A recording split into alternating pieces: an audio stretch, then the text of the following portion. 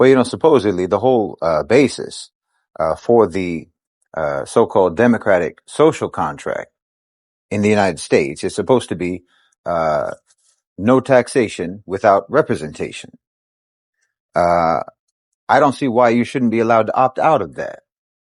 I don't see why you shouldn't be able to opt out of that and say, it's fine, I don't need representation, and therefore don't tax me.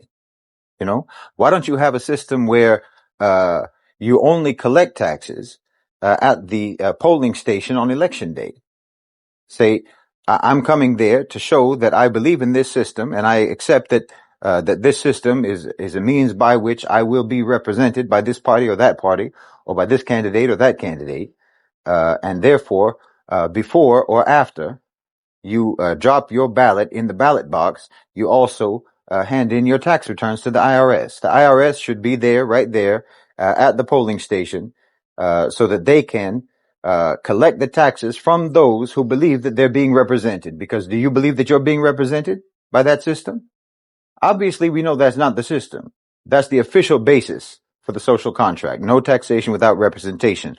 Although we all know that the people who have the most representation in terms of policy, who have the most influence in terms of policy, are also the people who have the lowest tax rate, who have the most loopholes for not paying taxes, who end up paying the least amount of taxes, who have all of the tax havens, offshore tax havens, and what you can call legal tax evasion options available to them. Those are the billionaires, the millionaires, and the billionaires, and the corporations, and they have the most influence over policy.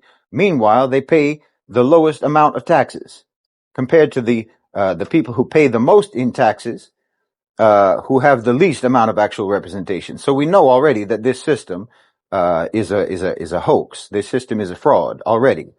So you should be allowed to opt out of it, since already the rich have basically already opted out of it by not paying their fair share of taxes while still being able to enjoy the privilege and the power and the influence that they have over policy. So obviously the rich can opt out of it. So why can't the poor and the middle class also opt out of it and say, that's fine.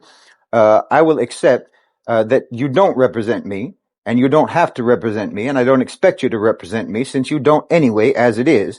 And therefore, I'm not going to participate in this system. I'm not going to participate in this hoax. I'm not going to participate in this fraud, which therefore means that you're not allowed to take my taxes. And don't say, no, if you're a citizen, you're going to benefit from the taxes that are collected and the way that those are used for the federal and the state and the municipal budget and so on. No, because that's not the agreement. The agreement isn't you pay your taxes in exchange for benefiting from those taxes being taken. The bargain was, the formula is, no taxation without representation. Okay, I'll forego the representation, and therefore you forego collecting taxes from me. Doesn't that make sense? Because as I said, do you feel represented? Because if you're paying taxes, then you are implicitly saying that your government represents you. And everything that they do, all of their policies, foreign and domestic, that you're saying that you and your interests and your morals and your values are being represented by that government and by those policies, foreign and domestic. If you pay taxes, you're basically saying that you represent me. Because that's the exchange, that's the bargain, that's the formula, that's the deal, that's the contract. So therefore, if you don't believe that your government and their policies, foreign and domestic, if you don't believe that that represents you, then I don't know why you pay taxes. And I think that you need to find every way that you possibly can, just the same way that the rich do. They're not even doing it for moral reasons. They're not even doing it for reasons of conscience.